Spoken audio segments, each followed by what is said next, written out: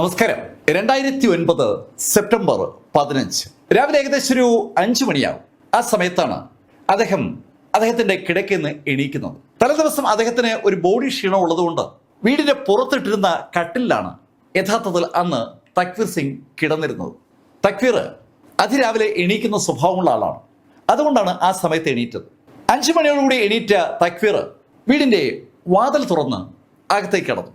ചില സമയത്തൊക്കെ തക്വീർ വീടിന്റെ പുറത്ത് കിടക്കാറുണ്ട്. വടക്കേന്ത്യയിലേക്ക് പോകുമ്പോൾ ഇത്തരം കാഴ്ചകൾ നമുക്ക് ഇഷ്ടംപോലെ കാണാൻ പറ്റും. വീടിന്റെ പുറത്ത് ഈ ചൂടുള്ള ദിവസങ്ങളിൽ കട്ടിലിൽ കിടക്കുന്ന ഒരു പതിവ് അവിടെയുള്ള ആളുകൾക്കുണ്ട്. തക്വീർ വീടിനകത്തേക്ക് കടന്ന് അദ്ദേഹത്തിന്റെ ഭാര്യ കിടക്കുന്ന മുറിയിലെത്തി. എന്നും ഏകദേശം 5 മണിയാകുമ്പോൾ ഭാര്യ എണീക്കുന്ന പതിവുണ്ട്. അദ്ദേഹം ആ മുറിയിലേക്ക് കിടക്കുമ്പോൾ ബൂരെ കണ്ണടച്ച് കിടക്കുകയാണ്. അത് കണ്ടതും അയാൾ ബൂരെ വിളിച്ചു, ബൂരെ എണീക്കേ, പശുവിനെ കിടക്കണ്ടേ. അങ്ങനെ പറഞ്ഞുകൊണ്ട് തക്വീർ ഭാര്യയുടെ പുറത്തൊന്ന് തട്ടി. ഭാര്യയുടെ പുറത്ത് തട്ടിയ തക്വീറിന് ഒരു സംശയം. അയാൾ പെട്ടെന്ന് അയാളുടെ ഭാര്യ ബൂരയുടെ കയ്യിലൊന്ന് പിടിച്ചു. കൈ നന്നായി തണുത്തിരിക്കുകയാണ്. ബൂര അയാൾ വീണ്ടും വീണ്ടും വിളിക്കുകയാണ്. ബൂര അനങ്ങുന്നില്ല. അയാൾ പെട്ടെന്ന് 2 കൈ കൊണ്ടും ബൂരയുടെ കവിളി പിടിച്ചിട്ട് ഒന്ന് ശക്തമായി കുലുക്കുകയാണ്. പക്ഷെ ഒരു അനക്കവുമില്ല. ഭയന്നുപോയ തക്വീർ സിംഗ് അവിടുന്ന് പുറത്തേക്ക് ഇറങ്ങി ഓടി നേരെ എത്തിയത് മകന്റെ മുറിയിലാണ്. സുരേന്ദ്രന്റെ അടുത്തെത്തി സുരേന്ദ്രനെ വിളിച്ചപ്പോൾ സുരേന്ദ്രൻ അനങ്ങുന്നില്ല. സുരേന്ദ്രനെ അയാൾ കുലുക്കി വിളിച്ചപ്പോൾ ഒരു അനക്കവുമില്ല. പെട്ടെന്ന് തക്വീറിന് ഒരു വല്ലാത്ത അസ്വസ്ഥത തോന്നുകയാണ്. അദ്ദേഹം തുടർന്ന് ആ വീട്ടിലെ ഓരോ മുറികളിലും ചെന്ന് അവിടെയുള്ള ആളുകളെ വിളിച്ചുണർത്താൻ ശ്രമിച്ചപ്പോൾ ആരും ഉണരുന്നില്ല. എല്ലാ ആളുകളും തണുത്ത് ഉറഞ്ഞു കിടക്കുകയാണ്.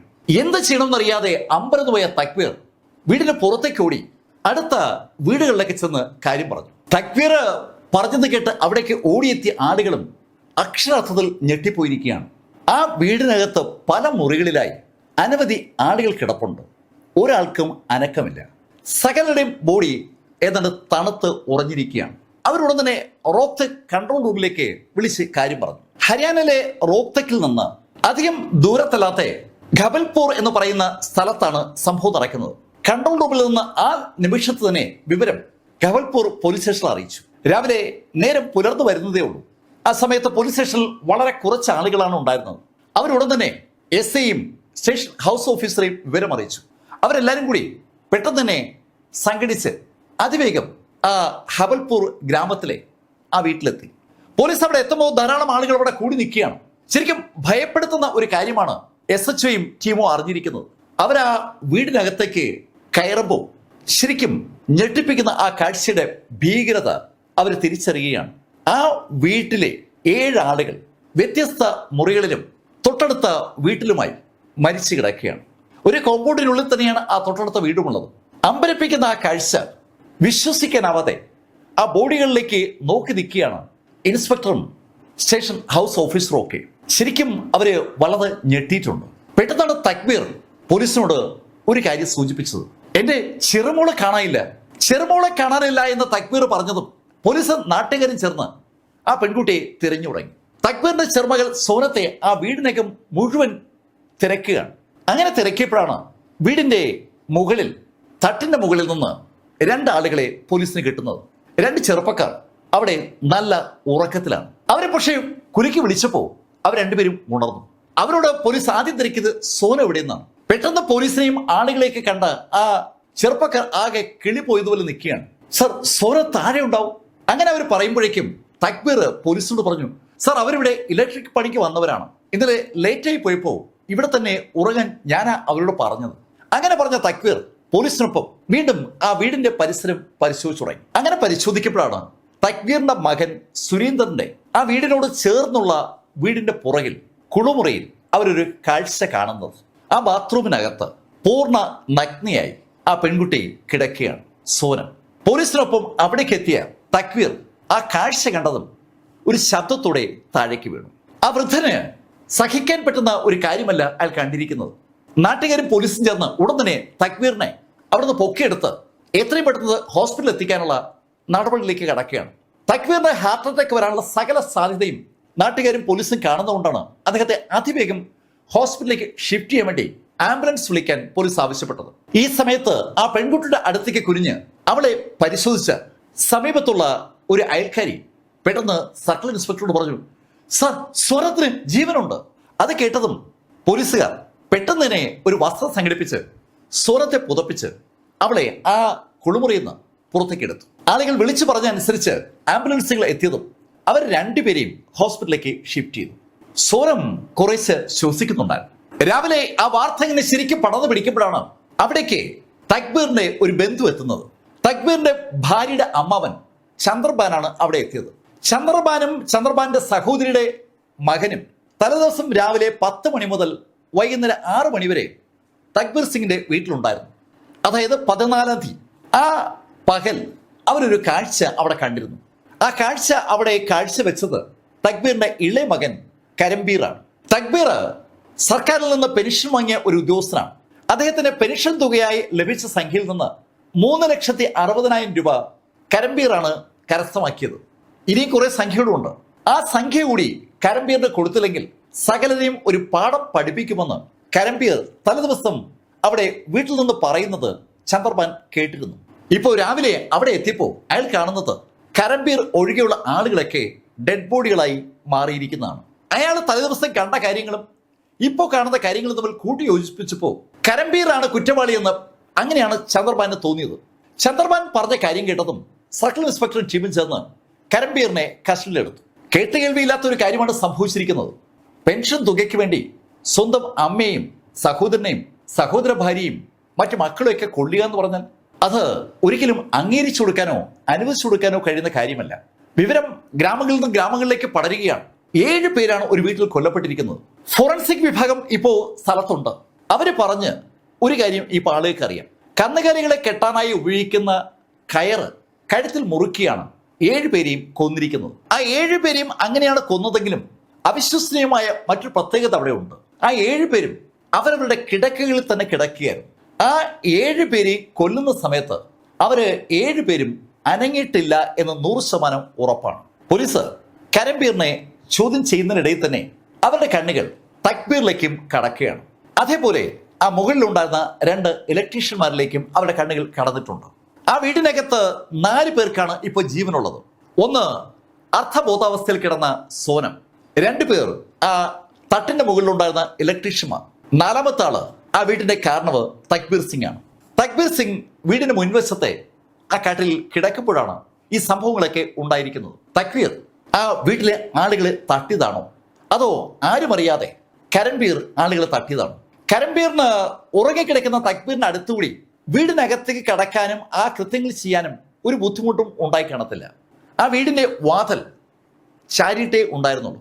തക്ബീർ നല്ല ഉറക്കത്തിലേക്ക് കടന്നപ്പോൾ അകത്തേക്ക് കടന്ന കരംബീർ ആ കാര്യം ചെയ്താകാനുള്ള സർവ്വസാധ്യതയുണ്ട്. പിന്നെയുള്ള സാധ്യത ഉറക്കം വരുന്നു എന്ന് പറഞ്ഞ് ആ തട്ടിന്റെ മുകളിൽ ഉറക്കം പിടിച്ച ആ 2 ഇലക്ട്രീഷ്യന്മാരുമായി കണക്ട് ചെയ്തിട്ടാണ്. അവന്മാര് മനഃപൂർവ്വം ആ ആളുകളെ കൊലപ്പെടുത്തിയിട്ട് അവരിലേക്ക് സംശയം വരാതിരിക്കാൻ വേണ്ടി തട്ടിന്റെ മുകളിൽ തന്നെ കിടന്നുറങ്ങിയതാണെങ്കിലും ആ ചോദ്യം ഉന്നയിക്കപ്പെടുകയാണ്. ഇതിനിടയിൽ ഹോസ്പിറ്റലിലേക്ക് ഷിഫ്റ്റ് ചെയ്യപ്പെട്ട സോനത്തെ പരിശോധിച്ച ഡോക്ടേഴ്സ് അവളുടെ ബോഡിയിൽ സെമന്റെ സാന്നിധ്യം കണ്ടെത്തി. അവള് സെക്ഷുവലായി അസാൾട്ട് ചെയ്യപ്പെട്ടിരിക്കുകയാണ്.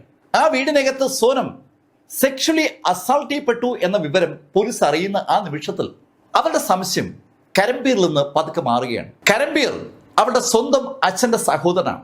അയാള് എന്തായാലും സോനത്തോട് ആ ശൈലിയിൽ ഇടപെടില്ല എന്ന് ഒരു വിശ്വാസം കേസ് അന്വേഷിച്ച് തുടങ്ങുന്ന സമയത്ത് തന്നെ ഇൻസ്പെക്ടർക്കും ടീമിനും ഉണ്ടായി. മറ്റാരോ ആ വീടിനകത്തേക്ക് കടന്നിരിക്കുകയാണ്. കരംബീർ ആ വീടിനകത്തേക്ക് കടന്നോ ഇല്ലയെന്ന് അറിയാനായി കരംബീറിന്റെ മൊബൈൽ ഫോണിന്റെ ലൊക്കേഷൻ പോലീസ് ഇപ്പോ സൈബർ സെല്ലുമായി ബന്ധപ്പെട്ട് അന്വേഷിച്ചുകൊണ്ടിരിക്കുകയാണ്. അങ്ങനെ അന്വേഷിച്ചപ്പോൾ അവർക്ക് ഒരു കാര്യം ബോധ്യമായി. കരംബീർ തലേദിവസം ആ വീട്ടിൽ ഉണ്ടായിരുന്നില്ല. കരംബീറിന്റെ മൊബൈലിന്റെ സാന്നിധ്യം മറ്റു സ്ഥലത്താണ് കാണിക്കുന്നത്. അവിടെ തിരക്കിയപ്പോൾ അവിടെ കരംബീർ ഉണ്ടായിരുന്നു എന്ന് തെളിയുകയും ചെയ്തു. കരംബീറിന് അനുകൂലമായി ലഭിച്ചിരിക്കുന്ന മൊഴി ഇനി മനഃപൂർവ്വം മാനിപ്പുലേറ്റ് ചെയ്ത് ഉണ്ടാക്കിയതാണോ എന്നുള്ളത് മറ്റൊരു കാര്യം. രണ്ടാമത്തെ കേസ് കരംബീറിന്റെ മൊബൈൽ ഫോണിന്റെ ആ ലൊക്കേഷനാണ്. ക്രൈം ചെയ്യുന്ന ആളുകൾ പലപ്പോഴും പോലീസിനെ തെറ്റിദ്ധരിപ്പിക്കാൻ വേണ്ടി അവരുപയോഗിക്കുന്ന മൊബൈൽ വേറെ സ്ഥലത്ത് വെച്ചിട്ടായിരിക്കും ഈ കൃത്യം ചെയ്യുക.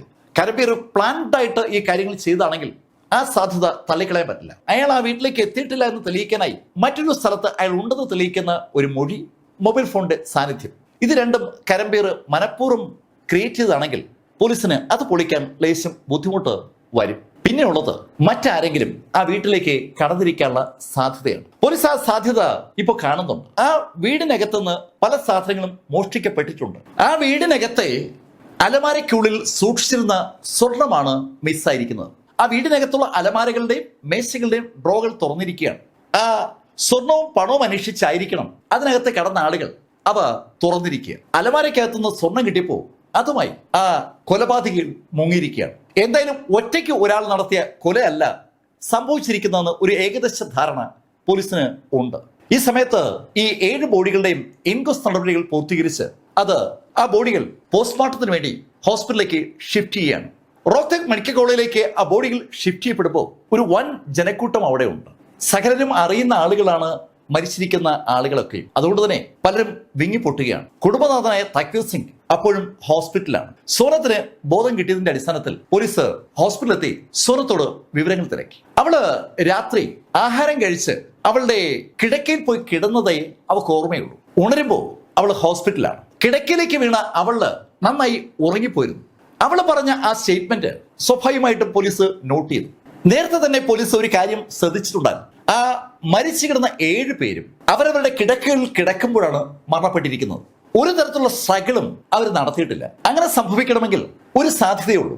അവർ 7 പേരും ആ കിടക്കയിൽ കിടക്കുന്ന സമയത്ത് ഗാഢ നിദ്രയിലായിരുന്നിരിക്കും. അവരുടെ കഴുത്തിലേക്ക് അവരെ കൊല്ലാൻ വേണ്ടി ആ കയറ് വെച്ചിട്ട് പോലും അവരെ അറിഞ്ഞില്ല എന്നതാണ് സത്യം. ഇപ്പോ സോനത്തിന്റെ മൊഴിയിലൂടെ പോലീസിന് കിട്ടിയിരിക്കുന്ന വിവരവും അതാണ്. സോനം ആ കട്ടിലിൽ കിടന്നതേ അവർക്ക് ഓർമ്മയുള്ളൂ. അവളങ്ങ് ഉറങ്ങിപ്പോയി. നേരത്തെ ആ 2 ഇലക്ട്രീഷ്യൻസ് പറഞ്ഞ ഒരു കമന്റ് ഉണ്ട്. അവർ 2 പേരും ആഹാരം കഴിച്ചതിന് ശേഷം യഥാർത്ഥത്തിൽ ആ വീട്ടിൽ നിന്ന് പോകാൻ ആഗ്രഹിച്ചവരാണ്. പക്ഷെ പെട്ടെന്ന് ഉറക്കം വന്നതുകൊണ്ട് അവർ അക്കാര്യം തക്വീറിനോട് സൂചിപ്പിച്ചപ്പോൾ തക്വീറാണ് അവരെ തട്ടിന് മുകളിലേക്ക് കയറ്റിവിട്ടത്. തൽക്കാലം അവിടെ റെസ്റ്റ് എടുക്കാനാണ് തക്വീർ ആവശ്യപ്പെട്ടത്. നേരെ പുലരുമ്പോൾ വീട്ടിലേക്ക് പോകാമെന്ന് തക്വീർ പറഞ്ഞത് കൊണ്ടാണ് അവരവിടെ കിടന്നത്.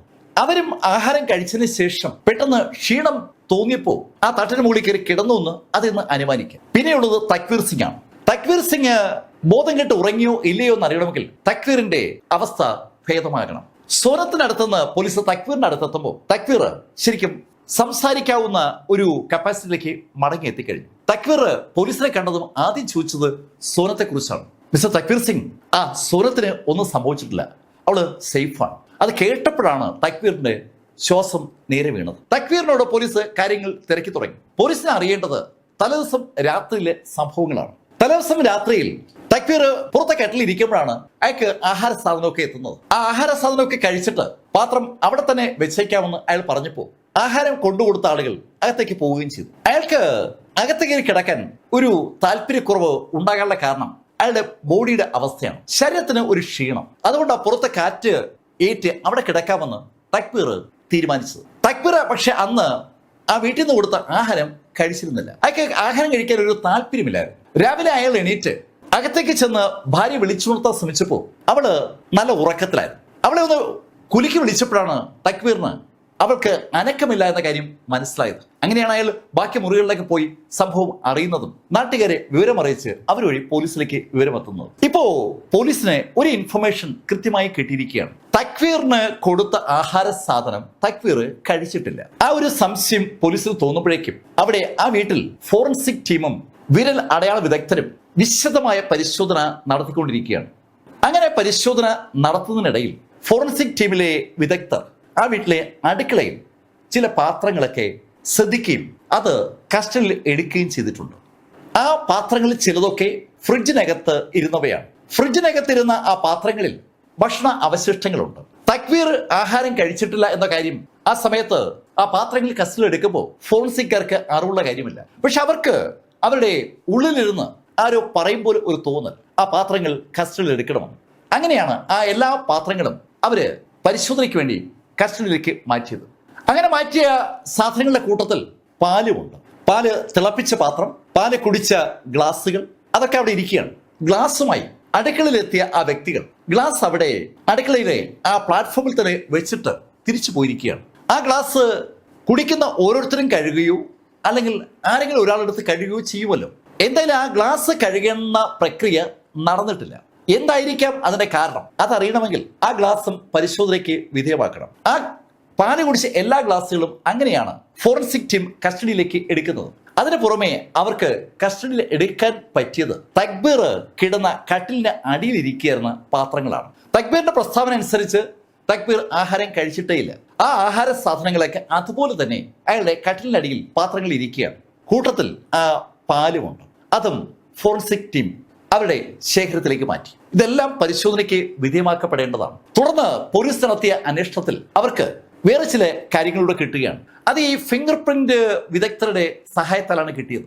ഈ തക്ബീറിന്റെ വീടിനോട് ചേർന്ന് തന്നെയാണ് അദ്ദേഹത്തിന്റെ മൂത്ത മകൻ സുരേന്ദ്രന്റെ വീടുമുള്ളത്. സുരേന്ദ്രന്റെ വീട്ടിലേക്ക് കടക്കുന്നിടത്ത് ഒരു മോട്ടോർ ബൈക്ക് ഇരിപ്പുണ്ടായിരുന്നു. ആ മോട്ടോർ ബൈക്കിന്റെ കണ്ണാടിയിൽ ആരുടെയോ കൈ പതിഞ്ഞിരിക്കുന്നത് ഫിംഗർ പ്രിന്റ് വിദഗ്ധരുടെ ശ്രദ്ധയിൽപ്പെട്ടു.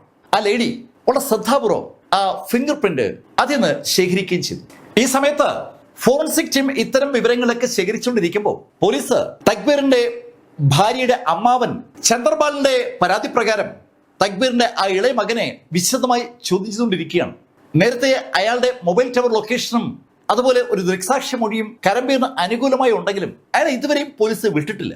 അവിടെ കരംബീറുമായി ബന്ധപ്പെട്ട ചോദ്യം ചെയ്യൽ പ്രക്രിയ അങ്ങനെ നടക്കുമ്പോൾ റോത്തക് മെഡിക്കൽ കോളേജിൽ ആ ബോഡികളുടെ പോസ്റ്റ്മോർട്ടം ആരംഭിച്ചു. അന്ന് ഡേറ്റ് 16 16-ാം തീയതി ആ ബോഡികളുടെ പോസ്റ്റ്മോർട്ടം നടന്ന് ഏതാനും മണിക്കൂറുകൾ കഴിഞ്ഞാണ്. ആ സമയത്ത് അവിടെ നിന്ന് പോലീസ് ഉദ്യോഗസ്ഥരെ അവിടേക്ക് വിളിപ്പിച്ചു.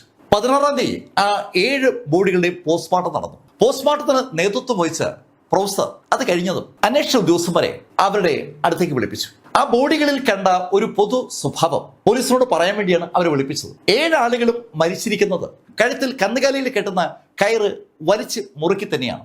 ശ്വാസം മുട്ടിയ മരിച്ചിരിക്കുന്നത്.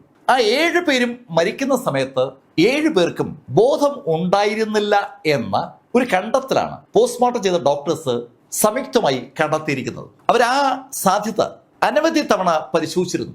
ആ 7 പേരും ഒരു തരത്തിലുമുള്ള എതിർപ്പും പ്രകടിപ്പിക്കാത്തതിന്റെ കാരണം ആ 7 പേർക്കും അതിന് കഴിയാത്തത് കൊണ്ടാണ്. എന്തുകൊണ്ട് കഴിഞ്ഞില്ല എന്ന് ചോദിച്ചാൽ 7 പേരും നല്ല മയക്കത്തിലായിരുന്നു. അല്ലെങ്കിൽ 7 പേരെയും നന്നായി മയക്കിയതിന് ശേഷമാണ് അവരെ കൊന്നിരിക്കുന്നത്.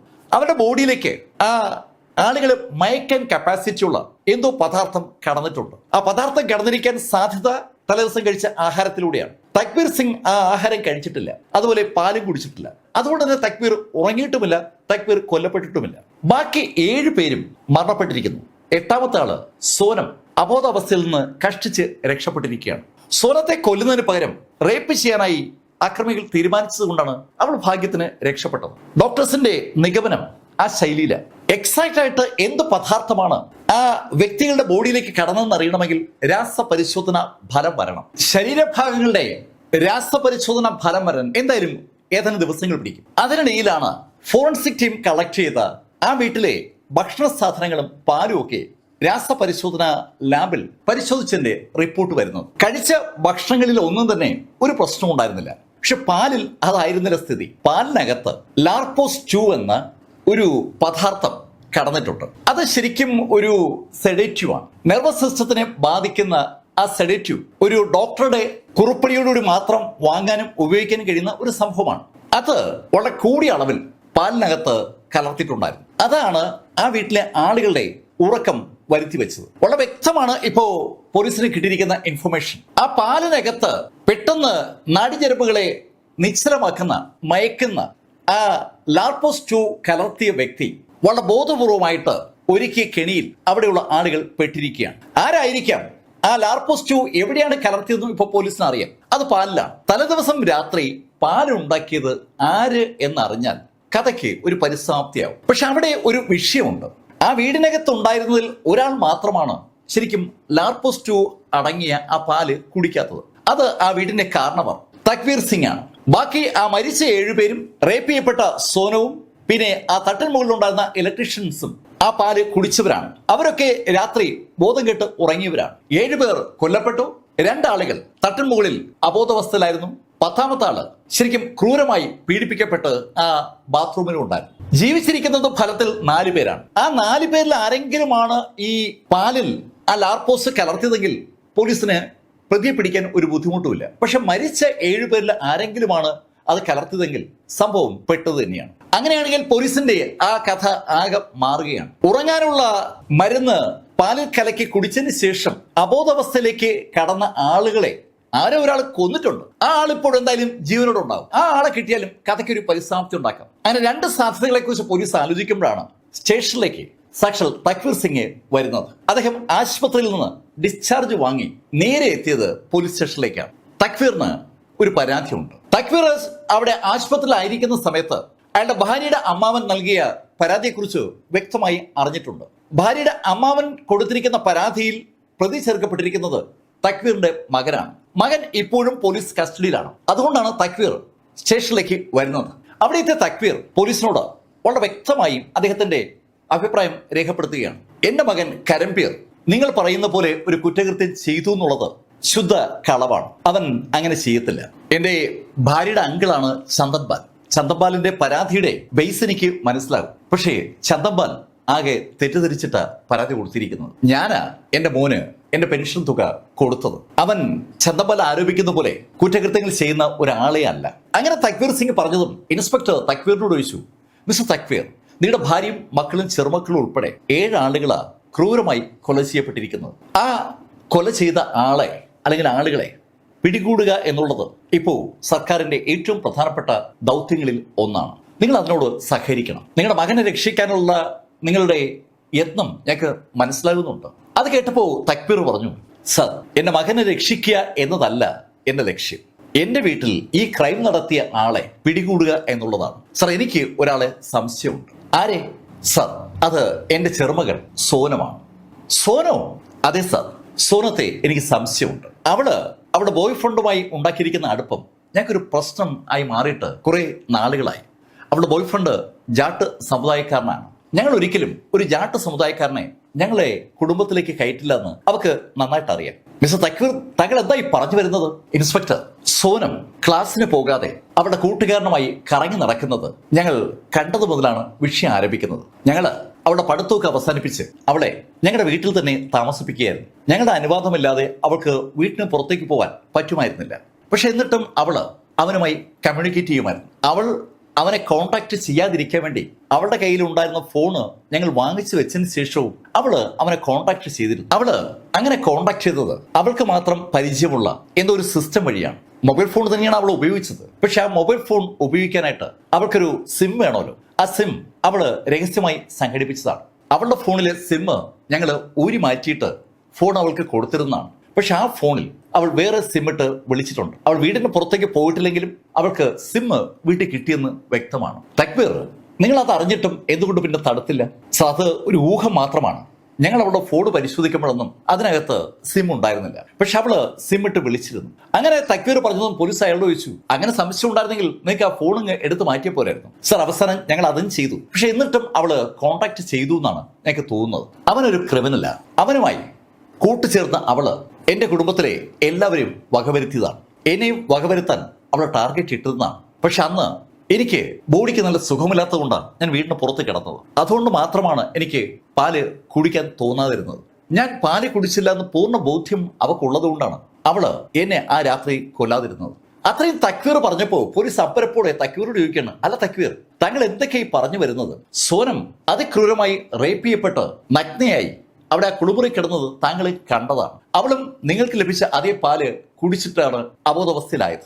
സർ, ആ ഭാഗത്ത് എനിക്ക് സംശയമുണ്ട്. സോനത്തെ കുറിച്ച് അവളുടെ മുത്തശ്ശൻ പറഞ്ഞ ആ സംശയം സ്വാഭാവികമായിട്ടും പോലീസിന് ഒരു പുതിയ മുഖം തുറന്നു കിട്ടുകയാണ്. അവരതുവരെയും സോനത്തെ റേപ്പ് ചെയ്യപ്പെട്ട ഒരു പെൺകുട്ടി എന്ന നിലയിലാണ് കണ്ടത്. തക്വീറിന്റെ ആ സംശയം പോലീസിനെ കൂടുതൽ അന്വേഷിപ്പിക്കാൻ പ്രേരിപ്പിക്കുകയാണ്. പോലീസ് അങ്ങനെയാണ് ആശുപത്രിയിൽ എത്തുന്നത്. ആശുപത്രിയിൽ സോനത്തിനെ പരിശോധിച്ച ഡോക്ടേഴ്സിനോട് പോലീസ് സംസാരിക്കുന്നത് ശരിക്കും ആ സമയത്ത് മാത്രമാണ്. ഡോക്ടറോട് ഇൻസ്പെക്ടർ ചോദിച്ചു, ഡോക്ടർ, സോനത്തെ പരിശോധിച്ചപ്പോൾ താങ്കൾക്ക് എന്താണ് ബോധ്യമായത്? അവള് ക്രൂരമായി റേപ്പ് ചെയ്യപ്പെട്ടു എന്നാണ് ഞങ്ങളുടെ നിഗമനം. അതിനെക്കുറിച്ച് ഡോക്ടർ എന്താ പറയുന്നത്? അത് കേട്ടതും ഡോക്ടർ ഒന്ന് പുഞ്ചിരിച്ചു. ഇൻസ്പെക്ടർ, ആ ഭാഗത്തോട് ഞാൻ യോജിക്കുന്നില്ല. അവളിവിടെ അഡ്മിറ്റ് ചെയ്യുമ്പോൾ അവളുടെ ബോഡിയിൽ സെമന്റെ സാന്നിധ്യം ഉണ്ടായിരുന്നു. എന്തായാലും അവൾ സെക്ഷൽ ആക്ടിവിറ്റിക്ക് വിധേയായിട്ടുണ്ട്. പക്ഷേ റേപ്പിന്റെ ലക്ഷണങ്ങളൊന്നും ബോഡിയിലില്ല. ബോഡിയിൽ ഒരു തരത്തിലുമുള്ള ബലപ്രയോഗവും നടന്നിട്ടില്ല. ഡോക്ടർ അക്കാര്യം വ്യക്തമാക്കുമ്പോൾ നേരത്തെ സോനത്തിന്റെ മുത്തശ്ശൻ തക്വീർ ഉന്നയിച്ച ആ സംശയവും ഡോക്ടർ പറഞ്ഞ മറുപടിയും തമ്മിൽ വല്ലാതെ പൊരുത്തപ്പെടുകയാണ്. സോനത്തിനെ തുടക്കത്തിൽ ഇൻസ്പെക്ടർ തന്നെ ചോദ്യം ചെയ്തതാണ്. സോനത്തിൽ നിന്ന് എന്തെങ്കിലും വിവരങ്ങൾ കിട്ടുമോ എന്ന് അറിയാൻ വേണ്ടിയാണ് അന്ന് സോനത്തോട് വിവരങ്ങൾ തിരക്കിയത്. ആ സമയത്ത് സോനം പറഞ്ഞത് പാല് കുടിച്ച് അവൾ കിടക്കയിൽ കിടന്നത് മാത്രമേ അവൾക്ക് ഓർമ്മയുള്ളൂ. ഓർമ്മ വരുമ്പോൾ അവൾ ആശുപത്രി കിടക്കയിലാണെന്നാണ്. പക്ഷെ ഇപ്പോ ഡോക്ടർ പറയുന്നു അവൾ സ്വബോധത്താൽ സെക്ഷൽ ആക്ടിവിറ്റിക്ക് വിധേയായിട്ടുണ്ടെന്നാണ്. അവളുടെ ബോഡിയിൽ ഒരു തരത്തിലുമുള്ള ബലപ്രയോഗവും നടന്നിട്ടില്ല. ഡോക്ടർ ആ കാര്യം പോലീസിനോട് സംസാരിച്ചുകൊണ്ടിരിക്കുമ്പോഴാണ് ഡോക്ടറുടെ മേശപ്പുറത്തേക്ക് മറ്റൊരു റിപ്പോർട്ട് എത്തുന്നത്. സോനത്തിന്റെ മെഡിക്കൽ എക്സാമിനേഷൻ റിപ്പോർട്ടാണ് ഡോക്ടർ മുന്നിലെത്തിയത്. ആ റിപ്പോർട്ട് ഒന്ന് വായിച്ചു നോക്കിയിട്ട് ഡോക്ടർ ഇൻസ്പെക്ടറോട് പറഞ്ഞു, മിസ്റ്റർ ഇൻസ്പെക്ടർ, ഒരു തെളിവ് കൂടിയുണ്ട്. എന്താ അത്? മരിച്ച 7 പേരുടെ ശരീരത്തിലും ഉണ്ടായിരുന്ന അത്രയും അളവിൽ ആ കെമിക്കൽ ലാർപോസ് 2 സോനത്തിന്റെ ശരീരത്തിലില്ല. സോനത്തിന്റെ ശരീരത്തിൽ വളരെ കുറഞ്ഞ അളവിൽ മാത്രമേ ലാർപോസ് ഉണ്ടായിരുന്നുള്ളൂ. സകല ആളുകളുടെയും പാലിൽ ലാർപോസ് കലർത്തി അത് കുടിപ്പിച്ച വ്യക്തി എന്തുകൊണ്ടോ സോനത്തിന്റെ ആ പാലിൽ വളരെ കുറഞ്ഞ അളവിൽ മാത്രമേ ലാർപോസ് കലർത്തിയിട്ടുള്ളൂ. അങ്ങനെയാണ് ആ കാര്യത്തെ വിലയിരുത്തേണ്ടത്. എന്തായാലും ഡോക്ടർ പറഞ്ഞ ആ കാര്യം അന്വേഷണ സംഘത്തിന് ഒരു വല്ലാത്ത പിടിവള്ളിയായി. അങ്ങനെയാണ് സോനത്തെ ഹോസ്പിറ്റലിൽ നിന്ന് പോലീസ് സ്റ്റേഷനിലേക്ക് കൂട്ടിക്കൊണ്ടുവരുന്നത്. ബലമായി അവിടെ നിന്ന് ഡിസ്ചാർജ് ചെയ്ത് സോനത്തെ സ്റ്റേഷനിൽ എത്തിച്ചതാണ്. അവർക്ക് പറയത്തക്ക കുഴപ്പങ്ങളൊന്നും ഇല്ല എന്നുള്ള ഡോക്ടറുടെ സർട്ടിഫിക്കറ്റ് പോലീസിന്റെ കൈവശമുണ്ട്. പോലീസ് സോനത്തെ ചോദ്യം ചെയ്തു തുടങ്ങി. ഈ സമയത്ത് അവിടെ തക്വീർ സിംഗിന്റെ ആ വസതിയിൽ ആളുകളുടെ ഒഴുക്കാണ്. ഒരുപാട് മാധ്യമങ്ങളും രാഷ്ട്രീയ പ്രവർത്തകരും എന്ന് വേണ്ട സമൂഹത്തിലെ എല്ലാ തലങ്ങളിലുള്ള ആളുകൾ ഇപ്പോ അവിടെ തക്വീറിന്റെ വീട്ടിലുണ്ട്. ആ വീട്ടിലെ 7 പേരാണ് തികച്ചും ദുരൂഹമായ സാഹചര്യത്തിൽ കൊല്ലപ്പെട്ടിരിക്കുന്നത്. ആ കൊലപാതകവുമായി ബന്ധപ്പെട്ടുകൊണ്ട് ബന്ധുക്കളെ തന്നെയാണ് പോലീസ് സംശയിക്കുന്നു കാര്യം പൊതുവെ എല്ലാവർക്കും അറിയാം. അതേസമയത്ത് സമീപത്ത് താമസിക്കുന്ന ആളുകൾ, അവിടെ ആ രാത്രിയിൽ വന്നിട്ടുണ്ടാകാൻ സാധ്യതയുള്ള അപരിചിതർ, ആ ഇലക്ട്രീഷ്യന്മാർ, ഇവരെല്ലാം പോലീസിന്റെ നിരീക്ഷണത്തിലാണെന്നും ആളുകൾക്ക് അറിയാം. പോലീസ് അവിടെയുള്ള എല്ലാ മൊബൈൽ ടവറുകളിലെയും ഡം ഡേറ്റകൾ ശേഖരിക്കുന്നുണ്ട്. അതിൽ നിന്ന് പരിചയമില്ലാത്ത നമ്പറുകൾ എടുത്ത് അതിനെക്കുറിച്ച് അന്വേഷിക്കുന്നുണ്ടെന്നൊക്കെയുള്ള വിവരങ്ങൾ ഇപ്പോൾ ആളുകൾക്ക് അറിയാം. ആളുകൾ അതൊക്കെ ചർച്ച ചെയ്തുകൊണ്ടിരിക്കുമ്പോഴാണ് സ്റ്റേഷനിൽ സോനം പോലീസിന്റെ ചോദ്യം ചെയ്യലിന് വിധേയമാകുന്നത്. ചോദ്യം ചെയ്തു തുടങ്ങിയപ്പോൾ അവള് ആദ്യത്തെ സ്റ്റാൻഡിൽ തന്നെ തുടക്കത്തിൽ ഉറച്ചു നിന്നു. അവൾ മറ്റുള്ളവരെ പോലെ ആഹാരം കഴിച്ചു. അതിനുശേഷം പാല് വാങ്ങി കുടിച്ച് അല്പം കഴിഞ്ഞപ്പോൾ ഉറക്കം വരുന്നു തോന്നിയതും അവള് ബെഡിൽ പോയി കിടന്നു. പിന്നീട് ഉണരുമ്പോൾ അവൾ ആശുപത്രി കിടക്കയിലാണ്. അവൾ ആ കഥ വീണ്ടും വീണ്ടും ആവർത്തിച്ചപ്പോൾ പോലീസ് അവളോട് പറഞ്ഞു, സോനം, നിന്റെ കഥയിൽ ഒരു വിഷയമുണ്ട്. ബാക്കി എല്ലാ ആളുകളുടെയും പാലിൽ ലാർപോസ് 2 എന്ന രാസവസ്തു അവരെ അപകടപ്പെടുത്താൻ പര്യാപ്തമായ അളവിലുണ്ടായിരുന്നു. പക്ഷെ നിന്റെ ബോഡിയിൽ മാത്രം വളരെ വളരെ കുറഞ്ഞ അളവിലെ ലാർപോസ് 2 ഉണ്ടായിരുന്നുള്ളൂ. അത് എന്തുകൊണ്ടായിരിക്കാം സംഭവിച്ചത്? സർ, അങ്ങനെ ചോദിച്ചാൽ എനിക്കറിയില്ല. ഞാൻ അവസാനമാണ് പാല് കുടിച്ചത്. ചിലപ്പോ അവസാനം കുടിച്ചുകൊണ്ട് കുറച്ച് എന്റെ ബോഡി കടന്നാണെങ്കിലും. ഹേയ് സോനം, പാലിൽ ലാർപോസ് 2 ശരിക്കും ലയിച്ചു ചേരുകയാണ് ചെയ്യുക. അത് അവസാനത്തെ ഗ്ലാസ്സിലാണെങ്കിലും ആദ്യത്തെ ഗ്ലാസ്സിലാണെങ്കിലും ഒരേ ശൈലിയിലെ പ്രതികരിക്കത്തുള്ളൂ. അതുകൊണ്ട് ആ കള്ളം ഇവിടെ ഓടത്തില്ല. സോനം, ഇനി ഞങ്ങളുടെ ഒരു ചോദ്യത്തിന് നീ ഉത്തരം പറയണം. ആരാണ് ആ പാല് ആ രാത്രിയിൽ വീട്ടിലുണ്ടാക്കിയത്? സർ, എല്ലാ ദിവസവും രാത്രി പാലുണ്ടാക്കുന്നത് മുത്തശ്ശി തന്നെയാണ്. തക്ബീറിന്റെ ഭാര്യ മക്കൾക്ക് വേണ്ടി പാല് കാച്ചുന്ന പരിപാടിയുണ്ട്. അവരും അന്നും അത് ചെയ്തു എന്നാണ് സോനം പറഞ്ഞത്. സോനം, നിന്റെ ആ കഥ ഇനി ഓടത്തില്ല. കാരണം എന്തെന്നറിയോ? നീ പാല് ഉണ്ടാക്കുന്നത് കണ്ട ആളുകൾ ഇപ്പോഴും ജീവനോടെ ഉണ്ട്. സർ, ആരാ സാർ അത് കണ്ടത്? പെട്ടെന്നുള്ള സോനത്തിന്റെ ആ ചോദ്യം കേട്ടതും ഇൻസ്പെക്ടർ ഒന്ന് ചിരിച്ചു. സോനം, നിനക്ക് ഒരു അബദ്ധം പറ്റി. ആ വീട്ടിലെ 7 ആളുകളെ നീ കൊന്നപ്പോ 3 പേര് നീ ബാലൻസ് വെച്ചു.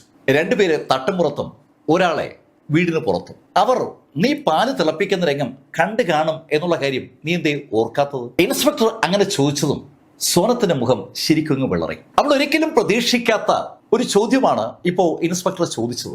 സർ, ഞാൻ നോക്കൂ സോനം, നീ ചെയ്യാൻ പാടില്ലാത്തതാണ് ചെയ്തത്.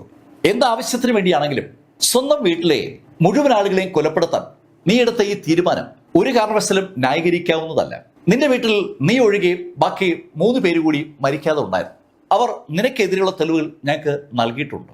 നീ പാല് തയ്യാറാക്കുന്നത് കണ്ട ആളുകൾ അതുപോലെ തന്നെ ഞങ്ങൾക്ക് മൊഴി നൽകിയിരിക്കുകയാണ്. പോലീസ് അത് വെറുതെ പറഞ്ഞതല്ല. ആ ഇലക്ട്രീഷ്യന്മാരാണ് ശരിക്കും ആ കാഴ്ച കണ്ടത്. അവര് ആഹാരം കഴിച്ചതിന് ശേഷം ആ രാത്രി തന്നെ അവരുടെ വീട്ടിലേക്ക് മടങ്ങാൻ ആഗ്രഹിച്ചിരുന്നവരാണ്. അപ്പോഴാണ് പാലുമായി സോനം അവിടെ ആ ആഹാരം കഴിച്ചുകൊണ്ടിരിക്കുന്ന ആളുകളുടെ അടുത്തേക്ക് വന്നത്. എല്ലാവരുടെ മുന്നിലേക്കും പാല് നിറച്ച ഗ്ലാസ് കൊണ്ടുവച്ചത് സോനമാണ്. ആ സമയത്ത് തക്വീർ പുറത്ത് കട്ടിൽ കിടക്കുകയാണ്. അദ്ദേഹം കിടക്കുന്ന കട്ടിലിനടിയിലായി നേരത്തെ തന്നെ ഭക്ഷണ സാധനങ്ങൾ കൊണ്ടുവച്ചിരുന്നു. സോനം തന്നെയാണ് തക്വീറിന്റെ കട്ടിലിനടിയിൽ ആ പാല് കൊണ്ട് വെച്ചത്. ആ ഇലക്ട്രീഷ്യന്മാര് ശരിക്കും ഡൈനിങ് ടേബിളിന്റെ ചുറ്റും ഇരിക്കുന്ന ആളുകളുടെ കൂട്ടത്തിലുള്ളത് കൊണ്ട് അവർക്കും പാല് വെക്കാൻ സോനം നിർബന്ധിതമാവുകയായിരുന്നു. ആ പാല് കുടിച്ചതിന് ശേഷം അല്പനേരം അവിടെ ഇരുന്ന് സംസാരിച്ചപ്പോൾ അവർക്കൊരു ഉറക്കക്ഷീണം ഉണ്ടായി. അങ്ങനെയാണ് തക്വീറിനോട് അവര് ആ കാര്യം പറയുന്നതും തക്വീർ അവരോട് തട്ടിന് മുകളിൽ റെസ്റ്റ് എടുത്തിട്ട് ഉറക്കക്ഷീണം മാറിയതിനു ശേഷം പോയാൽ മതിയെന്ന് പറയുന്നത്. ആ കാര്യം അങ്ങനെ തന്നെ ആ ഇലക്ട്രീഷ്യൻസ് പോലീസിന് റിപ്പോർട്ട് ചെയ്തിട്ടുണ്ട്. ശരിക്കും അവര് പിന്നീടാണ് ആ പാലുണ്ടാക്കിയ കാര്യം ഓർത്തത്. അത് ഇന്നാണ് അവർ പറഞ്ഞത്. സോനത്തിന്റെ മുന്നിൽ ആ ഇലക്ട്രീഷ്യനെ വിളിച്ചു വരുത്തി അവര് സോനത്തിന്റെ സാന്നിധ്യത്തിൽ തന്നെ സോനത്തെ അവരെ കണ്ട കാര്യം വ്യക്തമായി പോലീസിന് മുന്നിൽ പറഞ്ഞു. ദൃക്സാക്ഷികൾ അവർക്ക് എതിരായി തെളിവ് നൽകിയതും സോനം പതുക്കെ കഥ പറഞ്ഞു തുടങ്ങിയാണ്. തക്വീർ പറഞ്ഞ കഥ തന്നെയാണ് സോനത്തിനും പറയാനുള്ളത്. അവള് ജാട്ട് സമുദായത്തിലെ നവീൻ എന്ന ചെറുപ്പക്കാരനുമായി പരിചയത്തിലാണ്. അവന് വലിയ പ്രായമൊന്നുമില്ല, എന്നാലും അവനെ അവൾക്ക് വലിയ ഇഷ്ടമാണ്. നവീന് അവളെ. ആ പ്രണയം പതുക്കെ പതുക്കെ മുട്ടിട്ട് വളർന്ന് വലുതായി വരുമ്പോഴാണ് അവരുടെ ബന്ധത്തെക്കുറിച്ച് അവളുടെ വീട്ടിൽ അറിയുന്നത്. ഒരു കാരണവശാലും മറ്റൊരു സമുദായത്തിൽ നിന്ന് ഒരാളെ ആ വീട്ടിലേക്ക് കൊണ്ടുവരാൻ അനുവദിക്കില്ല എന്ന കാര്യം വീട്ടുകാർ തീർത്തു പറഞ്ഞതും അവൾ ആ തീരുമാനത്തെ എതിർത്തു. പക്ഷേ വീട്ടുകാർ കുറച്ചുകൂടി റഫായിട്ടാണ് അതിന് റിപ്ലൈ കൊടുത്തത്. അവളുടെ പഠിത്തം അവർ അവസാനിപ്പിച്ചു. ആ നവീനെ കാണാനായിട്ടാണെങ്കിൽ നീ ഇനി കോളേജിൽ പോകണ്ട എന്ന് അവളുടെ രക്ഷിതാക്കൾ തന്നെ അവളോട് തീർത്തു പറഞ്ഞപ്പോൾ അവൾക്ക് വേറെ മാർഗമില്ലാതായി. എന്നിട്ടും അവൾ ഫോണിലൂടെ നവീനുമായി കോണ്ടാക്ട് ചെയ്യുന്ന വിവരം അറിഞ്ഞ് ആ വീട്ടുകാർ അവളുടെ ഫോണിൽ നിന്ന് ആ സിം ഊരി വാങ്ങിച്ചു. പക്ഷെ കുറെ ദിവസം കഴിഞ്ഞപ്പോൾ വീട്ടുകാർ പിന്നെയും അവൾ കമ്മ്യൂണിക്കേറ്റ് ചെയ്യുന്ന വിവരം അറിഞ്ഞു. അവര് ഒരു സംശയത്തിന്റെ പേരിൽ ആ വീടും പരിസരവും ഒക്കെ അരിച്ചു പറക്കിക്കലും ആ ഫോണിലോ അവളുടെ മുറിയിലോ വീട്ടിലോ ആ ഫോണിലുള്ള സിം മാത്രം കിട്ടിയില്ല. ആ സിം അവള് വളരെ വിദഗ്ധമായി ഒളിപ്പിക്കുകയാണ്. അവൾ എവിടെയാണ് ആ സിം ഒളിപ്പിച്ചെന്നുള്ള കാര്യം ഇപ്പൊ പോലീസിന് അറിയാം. ഫോറൻസിക് ടീം ആ വീട്ടിൽ നിന്ന് ആ സിമ്മും കണ്ടെത്തിയിട്ടുണ്ട്. ആ സിമ്മ് ബെഡിന്റെ അടിയിൽ ഒട്ടിച്ചു വെച്ച ശൈലിയില ഫോറൻസിക് ടീം കണ്ടെത്തുന്നത്. വളരെ വിദഗ്ധമായിട്ട് അവൾ ആ സിമ്മ് മറ്റുള്ളവരുടെ ശ്രദ്ധ നിന്ന് മറച്ചു പിടിച്ചിരിക്കുകയായിരുന്നു. അവള് നവീനെ കോണ്ടാക്ട് ചെയ്യുന്ന പരിപാടി പിന്നെ തുടർന്നുകൊണ്ടിരിക്കുമ്പോഴാണ് അവളുടെ ആ ഫോണ് വീട്ടുകാർ പിടിച്ചു വാങ്ങിയത്. വീട്ടുകാർ ആ ഫോൺ പിടിച്ചു വാങ്ങിയതിന് ശേഷം അവൾ വീട്ടുകാരെ കബളിപ്പിക്കാനായി നവീനോട് രാത്രി സംസാരിക്കുന്ന പോലെ ശബ്ദമൊക്കെ ഉണ്ടാക്കി തുടങ്ങിയപ്പോൾ വീട്ടുകാർക്കൊരു സംശയം. ആ മുറിക്കുള്ളിൽ അടച്ചിട്ടിരിക്കുന്ന അല്ലെങ്കിൽ ആ വീടിനുള്ളിൽ അടച്ചിട്ടിരിക്കുന്ന അവൾ എങ്ങനെ ആ ഫോണിലൂടെ സംസാരിക്കുന്നു? അവര് സ്വാഭാവികമായി മുറി തുറന്ന് മുറി മുഴുവൻ പരിശോധിച്ചെങ്കിലും അതിനകത്ത് ഫോൺ ഉണ്ടായിരുന്നില്ല. അവളെ തങ്ങളെ കളിയാക്കിയതാണെന്ന് മനസ്സിലായപ്പോൾ ആ വീട്ടുകാർ അവളെ മുറിയിൽ അടച്ചിടുന്ന പരിപാടി നടത്തി. പക്ഷെ വീടിനകത്ത് വേറെ ഫോണുകളുണ്ട്. ആ ഫോണിലെ സിം മാറ്റി അവളുടെ കയ്യിലുള്ള സിം ഇട്ട് അവൾ പിന്നെയും വിളി തുറന്നു. ഇത് യാദൃശ്യവശാൽ ആ വീട്ടിലെ കുട്ടികൾ ശ്രദ്ധപ്പെടുകയും അവര് അത് മുകളിലോട്ട് റിപ്പോർട്ട് ചെയ്യുകയും ചെയ്തു. അങ്ങനെയാണ് അവൾക്ക് നവീനുമായി കോണ്ടാക്ട് ചെയ്യാനുള്ള എല്ലാ സാധ്യതകളും അടയുന്നത്. എല്ലാ സാധ്യതകളും അടഞ്ഞതും അവൾ ആരുടെയും ശ്രദ്ധപ്പെടാതെ രാത്രി മുറിക്ക് പുറത്തിറങ്ങി വീടിന്റെ പുറത്തെത്തി നവീനെ കാണുന്ന പരിപാടിയിലേക്ക് കടന്നു. അവളും നവീനും തമ്മിലുള്ള ആ ബന്ധം മുന്നോട്ട് കൊണ്ടുപോകാൻ തടസ്സം ആ വീട്ടുകാരാണ്. അവരുടെ ബന്ധത്തിനിടയിൽ തടസ്സം നിൽക്കുന്ന ആളുകൾ ഇനി വേണ്ട എന്ന തീരുമാനത്തിലേക്ക് ഏതോ ഒരു നിമിഷത്തിൽ അവൾ എത്തിച്ചേരുകയായിരുന്നു. ആ വീട്ടിൽ ഒരുപാട് ആളുകളുണ്ട്. എത്ര ആളുകളുണ്ടെങ്കിലും അവർ തടസ്സമാണെങ്കിൽ ഇനി വേണ്ട, ആ ഒരു തീരുമാനമാണ് സോനം എടുത്തത്. സോനത്തിന്റെ ഏത് തീരുമാനത്തിന് ഒപ്പവും നിൽക്കുന്ന ആളാണ് നവീൻ. അങ്ങനെ നവീനും സോനവും കൂടി പ്ലാൻ ചെയ്താണ് ആ പരിപാടി തീരുമാനിക്കുന്നത്. വീട്ടുകാരെ കൊല്ലാനുള്ള തീരുമാനം. വീട്ടുകാരെ കൊല്ലാൻ എന്താണ് മാർഗം? അതായി പിന്നീട് അവരുടെ അന്വേഷണം. വീട്ടുകാരെ കൊല്ലാൻ പലതരം ഐഡിയകളും അവർ വർക്കൗട്ട് ചെയ്തെങ്കിലും അവസാനം അവർ എത്തിച്ചേർന്ന ഐഡിയ വീട്ടുകാരെ മയക്കിന് ശേഷം കൊല്ലുക എന്ന പരിപാടിയിലേക്കാണ്. വീട്ടുകാരെ മയക്കാൻ എന്താണ് വേണ്ടത്? ഉറക്കക്കുളി കൊടുത്ത് മയക്കാം. എല്ലാ ദിവസവും രാത്രി പാല് കുടിച്ച് ഉറങ്ങുന്ന സ്വഭാവമുള്ള ആ വീട്ടുകാർ കുടിക്കുന്ന പാലിൽ രുചിക്ക് വ്യത്യാസമില്ലാത്ത എന്തെങ്കിലും വസ്തു കലക്കിയാൽ ഒരു കാരണവശാലും ആരും തിരിച്ചറിയില്ല. രുചിക്ക് വ്യത്യാസമില്ലാത്ത എന്ത് രാസവസ്തുവാണ് ഉറങ്ങാൻ പറ്റുന്നതായി ഉള്ളത്? ആ അന്വേഷണം അവരെ എത്തിച്ചത് ലാർപോസ്റ്റ് 2ലേക്കാണ്. അവരത് കൃത്യമായി വാങ്ങിച്ചു. വീട്ടിലെ ആളുകളേക്ക് ഉറക്കുന്ന ജോലി സോനത്തിനാണ്. ആളുകൾ ഉറങ്ങിക്കഴിഞ്ഞാൽ അവരെ വകവരുത്തുന്ന ജോലി നവീനാണ്. ആ വീട്ടുകാർ പതുപോലെ ആഹാരമൊക്കെ കഴിച്ചു തീരാറായപ്പോൾ നേരത്തെ തയ്യാറാക്കി വെച്ച പാല് സോനം ഗ്ലാസുകൾ നിറച്ച് എല്ലാവർക്കുമായി കൊണ്ടുകൊടുത്തു. അവൾ പ്രതീക്ഷിച്ചതുപോലെ ഓരോരുത്തരായി ഉറക്കത്തിലേക്ക് ആ പാല് കുടിച്ചു കഴിഞ്ഞതും വഴുതി വീണു. അവരെല്ലാം അവരവരുടെ ബെഡ്റൂമുകളിലേക്ക് പോയി കിടക്കയിലേക്ക് വീണത് മാത്രമാണ് അവർക്കൊക്കെ ഓർമ്മയുണ്ടാവുക. കാരണം അത്രയും കൂടിയ അളവില്ല അവള് ആ ലാർപോസ് ആ പാല് കലർത്തിയത്. സകലരും നിശബ്ദരായെന്ന് ഉറപ്പായതും വീടിന്റെ പുറകുവശത്ത് വാതിൽ വഴി നവീനെ സോനം വീടിനുള്ളിലേക്ക് കടത്തി. ഈ സമയത്ത് ആ ഇലക്ട്രീഷ്യന്മാര് തട്ടിന്റെ മുകളിലേക്ക് കടന്നിരുന്നു. അവരും നല്ല ഉറക്കത്തിലേക്ക് വീണെന്ന് മനസ്സിലായപ്പോ വീടിനകത്തേക്ക് കടന്ന നവീനും സോനും അവിടെ വെച്ച് ശരിക്കും വളരെ വളരെ വ്യത്യസ്തമായ ഒരു ആക്ടിവിറ്റി നടത്തി. നവീനുമായിട്ടുള്ള ബന്ധം അനുവദിക്കാത്ത ആളുകളാണല്ലോ അവിടെ ഇങ്ങനെ ബോധം കെട്ട് കിടക്കുന്നത്. ആ ബോധം കെട്ട് കിടക്കുന്ന ആളുകൾ എല്ലാവരും പക്ഷെ ജീവനോടുണ്ട്. ജീവനോടുള്ള ആ ആളുകൾ അറിയണം താൻ നവീനുമായി ബന്ധപ്പെട്ടുവെന്ന്. അത് ഉറപ്പാക്കാൻ വേണ്ടി അവളും നവീനും ചേർന്ന് ആ ആളുകൾ ഉറങ്ങുമ്പോൾ അവരുടെ മുന്നിൽ വെച്ച് സെക്ഷൽ റിലേഷന് ഏർപ്പെടുകയായിരുന്നു. അത് അവളുടെ ഒരു പ്രതികാരമാണ്. നവീനുമായി സെക്സിൽ ഏർപ്പെട്ടാൽ ഈ ഭൂമി ഇടിഞ്ഞു വീഴുന്നില്ല എന്ന് ജീവനോട് ഇരിക്കുമ്പോൾ തന്നെ അവർ കാണണമെന്ന് അവർക്ക് നിർബന്ധമുണ്ടായിരുന്നു. പക്ഷെ ഈ സമയത്ത് പുറത്ത് കട്ടിലിൽ സാക്ഷാൽ തക്വീർ അങ്ങനെ കിടക്കുകയാണ്. അയാൾ ഉറക്കത്തിലേക്ക് വഴുതി വീണെങ്കിലും അയാൾ അവൾ കൊടുത്ത പാല് കുടിച്ചിരുന്നില്ല. തക്വീറിന്റെ കാര്യം ശരിക്കും സോനം വിട്ടുപോയതാണ്. അതുപോലെ തന്നെയാണ് മുകളിലുള്ള ആ രണ്ട് കഥാപാത്രങ്ങളെയും. ധൃതിയിൽ കാര്യങ്ങൾ ചെയ്യുന്നതിനിടയിൽ ഈ കാര്യങ്ങൾ നവീനൊട്ട് ചോദിച്ചതുമില്ല.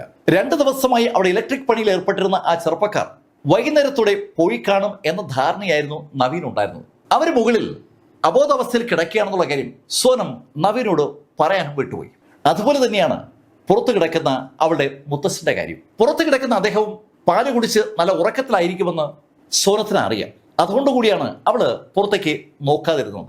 എന്തായാലും ആവശ്യത്തിന് എന്റർടൈൻമെന്റ് ഒക്കെ കഴിഞ്ഞപ്പോൾ അവര് അടുത്ത ഘട്ടത്തിലേക്ക് കടന്നു. നവീൻ കൊണ്ടുവന്ന ആ കയറ് കന്നുകാലികളെ കെട്ടാൻ ഉപയോഗിക്കുന്നതാണ്. ആ കയറ് ഉപയോഗിച്ച് നവീനും സോനും ചേർന്ന് ഓരോ ആളുകളെയും അതാത് ബെഡിലിട്ട് കഴുത്തിൽ കുരുക്ക് മുറുക്കി വലിച്ച് ബലപ്പെടുത്തി അങ്ങ് കൊലപ്പെടുത്തുകയായിരുന്നു. ഓരോ ആളിനെയും കൊന്ന് മുന്നോട്ട് പോകുമ്പോൾ സോനത്തിന് ഒരു കുറ്റബോധവും ഉണ്ടായിരുന്നില്ല. 7 പേരെയും കൊലപ്പെടുത്തി കഴിഞ്ഞപ്പോൾ അവള് തക്വീറിനെ കുറിച്ച് ആലോചിച്ചു. അവൾ ആ വാതിലിന്റെ അടുത്തെത്തുമ്പോൾ ശരിക്കും അവള് ഞെട്ടിപ്പോവുകയാണ്. തക്വീർ കട്ടിൽ നിന്ന് എണീക്കുന്നതാണ് അവളെ കണ്ടത്. മുൻവശത്തെ വാതിൽ ചാരിയിട്ടേ ഉള്ളൂ.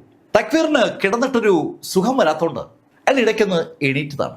സോനം ആ കാഴ്ച കണ്ടതും ശബ്ദമുണ്ടാക്കാതെ നവീനോട് കാര്യം പറഞ്ഞു. ഇനി നവീൻ അവിടെ നിന്നാൽ അപകടമാണെന്ന് മനസ്സിലാക്കിയ സോനും നവീനും ചേർന്ന് അടുത്തതായി ഡെവലപ്പ് ചെയ്ത പ്ലാനാണ് ലേശം ലാർപ്പോസ് കലർന്ന പാല് അവളും കുടിക്കുക എന്നുള്ളത്. അങ്ങനെ അവൾ വളരെ കുറഞ്ഞ അളവിൽ ലാർപ്പോസ് ചേർത്ത് പാലിൽ കലർത്തി കുടിച്ചതിന് ശേഷം നവീന്റെ സഹായത്തോടു കൂടി പുറത്തെ ബാത്റൂമിലെത്തി. ആ ബാത്റൂമിൽ നവീൻ വളരെ ശ്രദ്ധാപൂർവ്വം അവളെ ആ തറയിലേക്ക് കിടത്തി. അവളോട് കണ്ണുകൾ അടയ്ക്കാൻ പറഞ്ഞിട്ട് നവീൻ ശബ്ദമുണ്ടാക്കാതെ അവിടെ നിന്ന് പുറത്തേക്ക് ഇറങ്ങിയായിരുന്നു. നവീൻ പോയി കഴിഞ്ഞപ്പോൾ ആ ബാത്റൂമിൽ കിടക്കുകയായിരുന്ന സോനം ശരിക്കും ഉറക്കത്തിലേക്ക് വഴുതി വീണു. വളരെ ചെറിയ അളവിലാണെങ്കിലും അവളുടെ ഉള്ളിലേക്ക് ആ ലാർപ്പോസ് കലർന്നിരിക്കുകയാണ്. അത് അവളെ ഉറക്കത്തിൽ എത്തിക്കുകയും ചെയ്തു. ശരിക്കും നേരെ പുലരുന്നതിന് മുമ്പ് എണീറ്റ തക്വീർ അവിടെയുള്ള ആളുകളുടെ അവസ്ഥ കണ്ട് പോലീസിൽ വിവരം അറിയിക്കുന്നതും തുടർന്ന് സംഭവങ്ങൾ ഉണ്ടാകുന്നതൊക്കെ അതിവേഗതയിലാണ്. പോലീസും ആളുകളൊക്കെ വീടിൽ സെർച്ച് നടത്തുന്ന സമയത്ത് ശരിക്കും സോനം ഉണർന്നിരുന്നു. പക്ഷെ അവക്ക് പുറത്തേക്ക് ഇറങ്ങാൻ പറ്റില്ല. അവളും നവീനും ചേർന്ന് ഉണ്ടാക്കിയിരിക്കുന്ന പ്ലാന് ഇംപ്ലിമെന്റ് ആകണമെങ്കിൽ അവൾ അവിടെ അങ്ങനെ കിടക്കുക തന്നെ വേണം. ഏകദേശം 5 മണിക്കാണ് തക്വീർ ഉണരുന്നതും കാര്യങ്ങൾ അടുത്ത വീട്ടുകാരെ അറിയിക്കുന്നതും. പോലീസ് എത്തിയപ്പോൾ ഏകദേശം 6 മണിയായി.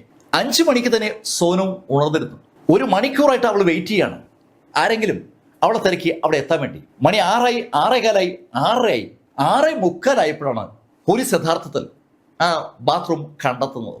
അത്രയും നേരം ബോധമില്ലാതെ അവിടെ കിടന്ന് അഭിനയിക്കാൻ സോനം ഒത്തിരി പാടുപെട്ടു എന്നുള്ളതാണ് സത്യം. പുറത്ത് ഒരുപാട് ബഹളം കേൾക്കുകയാണ്. അവൾക്ക് പക്ഷേ എനിക്ക് അങ്ങോട്ട് ചെല്ലാൻ പറ്റില്ലല്ലോ. അവൾക്ക് ബോധമില്ലാത്തതുപോലെ അവൾ അങ്ങനെ കിടന്നപ്പോൾ അവസാനം പോലീസ് അവിടേക്ക് എത്തുകയും അവൾക്ക് ജീവനുണ്ടെന്ന് കണ്ടെത്തി അവളെ ഹോസ്പിറ്റലിലേക്ക് കൊണ്ടുപോവുകയായിരുന്നു. അവൾ ഈ പറഞ്ഞ കഥ പോലീസ് ശ്രദ്ധാപൂർവം മൊഴിയാക്കി മാറ്റി. അവരുടെ കുറ്റസംബന്ധ മൊഴി ലഭിച്ചു കഴിഞ്ഞതും പോലീസ് നവീനെ പൊക്കി. നവീനെ അടുത്തുള്ള ഒരു തെരുവിന്നാ പൊക്കുന്നത്. താൻ ഒരു കാരണവശാലും പിടിക്കപ്പെടില്ല എന്നൊരു ധാരണയായിരുന്നു ഈ സമയത്ത് നവീൻ ഉണ്ടായിരുന്നത്. സോനം ഹോസ്പിറ്റലാണെന്നും കുറച്ചു ദിവസം കഴിഞ്ഞേ സോനം അവിടുന്ന് ഡിസ്ചാർജ് ആവുള്ളൂ എന്നും അവൻ അറിയാം. സോനത്തെ ആശുപത്രിയിൽ നിന്ന് തന്നെ പോലീസ് പൊക്കിയ കാര്യം അവൻ അറിഞ്ഞിരുന്നില്ല. അതുകൊണ്ടാണ് അവൻ വേറെ എങ്ങോട്ടും മുങ്ങാതെ ആ തെരുവിൽ അവന്റെ ആക്ടിവിറ്റീസുമായിട്ട് കഴിഞ്ഞത്. അവൻ അവിടെ നിന്ന് പൊക്കിയ പോലീസ് അവനോട് സോനം കുറ്റസമ്മതം നടത്തിയ കാര്യം സൂചിപ്പിച്ചതും അവനാകെ പെട്ടതുപോലെയായി. പിന്നീട് പോലീസിന്റെ ഡ്യൂട്ടി നവീനെയും സോനത്തെയും തെളിവെടുപ്പിനായി ആ കെട്ടിടത്തിൽ കൊണ്ടുവരിക എന്നുള്ളതാണ്. ആ വീട്ടിലെ ആ കൊച്ചു പെൺകുട്ടി സോനം അതിക്രൂരമായി റേപ്പ് ചെയ്യപ്പെട്ട് ഹോസ്പിറ്റലിൽ അഡ്മിറ്റ് ആണെന്നുള്ള കാര്യം അവിടെ അടുത്തുള്ള ആളുകൾക്കും അതുപോലെ തന്നെ നാട്ടുകാർക്ക് മുഴുവൻ അറിയാം. അവരൊക്കെ അവിടെ കൂടി നിൽക്കുമ്പോഴാണ് ആ വീടിന്റെ മുൻവശത്തേക്ക് അനവധി പോലീസ് വാഹനങ്ങൾ വരുന്നത്. ആ വാഹനത്തിൽ നിന്ന് ആ രണ്ടാളുകളെയും പുറത്തേക്ക് ഇറക്കുമ്പോൾ അക്ഷരാർത്ഥത്തിൽ ആളുകൾ സ്തംഭിച്ച് ആ കാഴ്ച ഇങ്ങനെ കണ്ടു നിൽക്കുകയാണ്. പോലീസ് ജീപ്പിലാ അവരെ കൊണ്ടുവന്നിരിക്കുന്നത്. ഒരാൾ ആ വീട്ടിലെ തക്ബീറിന്റെ ചെറുമകളാണ്, മറ്റത് സമീപത്തുള്ള വീട്ടിലെ ആ ജാട്ട് കുടുംബത്തിലെ നവീനാണ്. ഇതെന്താ ഇവരെ ഇവിടേക്ക് പോലീസ് കൊണ്ടുവരുന്നത്? ഇവിടെ ആശുപത്രിയിലായിരുന്നില്ലേ? ഒരുപാട് ചോദ്യങ്ങൾ സ്വാഭാവികമായിട്ടും അവിടെയുള്ള ആളുകളുടെ മനസ്സിലേക്ക് വരുന്നുണ്ട്. പക്ഷേ ചിലർക്കെങ്കിലും നവീനും സോറും തമ്മിലുള്ള ബന്ധത്തെക്കുറിച്ച് അറിയാം. അതറിയാവുന്ന ആളുകൾ അമ്പരപ്പോടെ ആ രണ്ട് പിള്ളേരെയും നോക്കി പോവുകയാണ്. ആളുകളുടെ സാന്നിധ്യത്തിൽ സോറും നവീനും നടന്ന കാര്യങ്ങളൊക്കെ ഒരിക്കൽ കൂടി പറഞ്ഞു. കാര്യങ്ങൾ കേട്ട് ആളുകൾ അക്ഷരാർത്ഥത്തിൽ അന്തവിട്ട് ഞെട്ടലോടെ ആ പിള്ളേരെ എങ്ങനെ നോക്കി നിൽക്കുമ്പോൾ പോലീസ് അവരോട് നടന്ന സംഭവങ്ങൾ അതുപോലെ അഭിനയിച്ച് കാണിക്കാനും ആവശ്യപ്പെട്ടു. ക്രൈം നടന്ന രീതി ഒരു സംഭവം വിട്ടുപോകാതെ അതിന്റെ ക്രമത്തിൽ അവതരിപ്പിക്കാനാണ് സോറത്തോടും അതുപോലെ നവീനോടും പോലീസ് ആവശ്യപ്പെട്ടത്. അവർ അങ്ങനെ തന്നെ ആ വീടിനകത്ത് ഓരോ കാര്യങ്ങളായി ചെയ്ത് കാണിച്ചു. അവിടെ പ്ലാനിംഗ് ഒക്കെ പറഞ്ഞതിന് ശേഷമാണ് ആ രാത്രിയിലെ ആക്ടിവിറ്റീസ് അവരവിടെ കംപ്ലീറ്റ് ചെയ്തത്. ഇതൊക്കെ പോലീസ് ഫോട്ടോയായും വീഡിയോ ആയിട്ടും റെക്കോർഡ് ചെയ്യുകയാണ്. ആ കൊലപാതകങ്ങൾ എങ്ങനെ നടന്നു എന്ന് കാണിച്ച നവീൻ അവസാനം പോലീസിനെ ഒരു സ്ഥലത്തേക്ക് കൊണ്ടുവരികയും ചെയ്തു. നവീൻ പോലീസിനെ കൊണ്ടുപോയത് കന്നുകാലി തൊഴുത്തിലേക്കാണ്. അവിടെ കന്നുകാലി തൊഴുത്തിന്റെ ആ മേൽക്കൂരയുടെ ഇടയിലേക്ക് അവൻ ആ കയറ് കയറ്റി വെച്ചിരിക്കുകയാണ്. ആ 7 പേരെ കൊല്ലാനായി അവൻ ഉപയോഗിച്ച അതേ കയർ ആളുകളുടെ സാന്നിധ്യത്തിൽ അത് അവനെ കൊണ്ട് തന്നെ പോലീസ് അവിടെ നിന്ന് എടുപ്പിച്ചു. ശരിക്കും അവിടെ നിന്ന് ആ കയറ് മാത്രമല്ല കിട്ടിയത്, ആ വീട്ടിൽ നിന്ന് മോഷണം പോയിരിക്കുന്ന സ്വർണവും അവിടെ നിന്ന് തന്നെ കിട്ടി. സോനവും നവീനും കൂടി പെട്ടെന്നാണ് അവിടെ ഒരു മോഷണം എന്ന പരിപാടി പ്ലാൻ ചെയ്യുന്നതും ആ സ്വർണമൊക്കെ അഴിച്ചെടുത്ത് സോനം നവീൻ്റെ കയ്യിൽ കൊടുക്കുന്നത്. നവീൻ പോകുന്ന പോക്കിൽ ആ കന്നുകാലി തൊഴുത്തിന്റെ കൂരയ്ക്കുള്ളിലേക്ക് അതങ്ങ് തിരികെ വെക്കായിരുന്നു. അവനറിയാം ആ സ്വർണം അവന്റെ കയ്യിലെങ്ങാനും ആരെങ്കിലും കണ്ടാൽ ആ കൊലപാതകത്തിൽ അവന് പങ്കുണ്ടെന്ന് ആ നിമിഷം ഉറപ്പിക്കുമെന്ന്. അതുകൊണ്ട് തന്നെ ആ വീടുമായി ബന്ധപ്പെട്ട ഒരു സാധനവും അവിടെ കൊണ്ടുപോകാതിരിക്കാൻ അവൻ ബോധപൂർവ്വം ശ്രമിക്കുകയായിരുന്നു. ഇതിനിടയിൽ സോനത്തിന്റെ ബോഡിയിൽ നിന്ന് ശേഖരിച്ച സെമൻ രാസപരിശോധനയ്ക്ക് അയച്ചിരുന്നല്ലോ. അതിന് DNA പ്രൊഫൈൽ തയ്യാറായപ്പോൾ നവീന്റെ DNA പ്രൊഫൈലുമായി അതിന് മാച്ച് ചെയ്യിപ്പിച്ചു. നവീനും സോനും തമ്മിൽ സെക്ഷൽ റിലേഷനിൽ ഏർപ്പെട്ടിരുന്നുവെന്ന് വ്യക്തമാകുന്ന തെളിവ് അങ്ങനെയാണ് കിട്ടുന്നത്. ഈ തെളിവുകളുടെയൊക്കെ അടിസ്ഥാനത്തിൽ കേസ് കോടതിയിലെത്തി. ശരിക്കും ഹരിയാനയെ മാത്രമല്ല രാജ്യ തലസ്ഥാനത്തെയും വിറപ്പിച്ച ഒരു കേസാണിത്. അതുമായി കണക്ട് ചെയ്തുകൊണ്ട് വിചാരണ നടക്കുമ്പോൾ എല്ലാ ദിവസവും വാർത്തകൾ വായിക്കാനും വിവരങ്ങൾ അറിയാനും ആളുകൾക്ക് താല്പര്യമുണ്ടായിരുന്ന സമയമാണ്. ഇഷ്ടംപോലെ വാർത്തകൾ ഇതുമായി ബന്ധപ്പെട്ട് വന്നു. അങ്ങനെയാണ് 2014 ആ 7 പേരെ കൊന്ന കേസ് പരിഗണിച്ച ജഡ്ജി നവീനും സോനത്തിനും തൂക്കുകയറാണ് വിധിച്ചത്. മരിക്കും വരെ അവരെ തൂക്കാനുള്ള ആ ഉത്തരവ് അദ്ദേഹം എഴുതി ഒപ്പിട്ടതിന് ശേഷം ആ പേന കുത്തിപ്പൊട്ടിച്ച ആ രംഗം അതുപോലെ തന്നെ പത്രങ്ങളിൽ ഫോട്ടോയായി വരികയും ചെയ്തു. അപൂർവങ്ങളിൽ അപൂർവമായ ഒരു സംഭവമാണ് ഉണ്ടായിരിക്കുന്നത്. ഈ 2 പേർക്കും ഭൂമിയിൽ ഇനി ജീവിക്കാൻ ഒരു അർഹതയുമില്ല എന്നാണ് വിചാരണ കോടതിയിൽ ജഡ്ജി പറഞ്ഞത്. ഇവരെ സഹായിയായി ഉണ്ടായിരുന്നതായി പ്രോസിക്യൂഷൻ ആരോപിച്ച ഒരു രാകേഷ് ഉണ്ടായിരുന്നു. നവീൻ്റെ ഒരു ഫ്രണ്ടാണ്. അവനെ കഥകളൊക്കെ അറിയാമായിരുന്നു. ഈ കൊലപാതകങ്ങൾ നടന്നതിന് ശേഷം അവൻ ആ കാര്യം പോലീസിനോട് പറഞ്ഞില്ല എന്ന കാരണത്താൽ അവനെ കൂടി പ്രതിപ്പട്ടികയിൽ ഉൾപ്പെടുത്തിയിരുന്നെങ്കിലും അവനെ കോടതി വെറുതെ വിടുകയായിരുന്നു. ഈ വിധി സ്വാഭാവികമായിട്ടും ഹൈക്കോടതിയിൽ ചോദ്യം ചെയ്യപ്പെട്ടു. ഹൈക്കോടതി പക്ഷെ വിചാരണ കോടതിയുടെ വിധിയെ അതുപോലെ അംഗീകരിക്കുകയായിരുന്നു. ആ 2 ആളുകൾക്കും ഭൂമിയിൽ ഇനി ജീവിക്കാൻ അർഹതയില്ല എന്ന് തന്നെയാണ് ഹൈക്കോടതിയും ഉത്തരവിട്ടത്. സ്വാഭാവികമായിട്ടും അവർ 2 പേരും അപ്പീലുമായി സുപ്രീം കോടതിയിലെത്തി. സുപ്രീം കോടതി പക്ഷേ 2018 ആ 2 പേരുടെയും വധശിക്ഷ ജീവ പര്യന്തമാക്കി കുറച്ചു. വധശിക്ഷ റദ്ദാക്കിയ സുപ്രീം കോടതി ആ 2 പ്രതികളെയും ജീവിതകാലം മുഴുവൻ ജയിലിൽ പാർപ്പിക്കാനുള്ള ഉത്തരവാണ് പുതുക്കി നൽകിയിരിക്കുന്നത്. അവർ 2 പേരും സമൂഹത്തിലേക്ക് ഇറങ്ങി ചെല്ലേണ്ടവരല്ല, സമൂഹത്തിലേക്ക് അവർ ഇറങ്ങാനും പാടില്ല. പക്ഷേ 2 പേരും ഇനിയുള്ള ജീവിതകാലം മുഴുവൻ അവർ ചെയ്തു പോയ ആ ചെയ്തികളെക്കുറിച്ച് ആലോചിച്ച് ദുഃഖിക്കാൻ ഒരു അവസരം നമ്മൾ കൊടുക്കണം. അപൂർവങ്ങളിൽ അപൂർവമായ കേസുകൾക്കാണ് വധശിക്ഷ സാധാരണ കൊടുക്കുക. ഈ കേസ് അപൂർവങ്ങളിൽ അപൂർവമല്ലെങ്കിൽ പിന്നെ ഏത് കേസാണ് അപൂർവങ്ങളിൽ അപൂർവമാകുക എന്നത് ഒരു ചോദ്യമാണ്. കോടതി പല കാര്യങ്ങളും പരിഗണിക്കും. അങ്ങനെ കോടതിയുടെ പരിഗണനയിൽ വന്ന ചില കാര്യങ്ങൾ അവർക്ക് അനുകൂലമായി വന്നതുകൊണ്ടാണ് വധശിക്ഷ ജീവപര്യന്തമാക്കാൻ സുപ്രീം കോടതി തീരുമാനിച്ചത്. ഈ കഥ നിങ്ങളോട് പറഞ്ഞത് എം ലൈഫിൽ നിന്ന് ബി എസ് ചന്ദ്രമോഹൻ. കമന്റിൽ ചെയ്യാം. Thank you.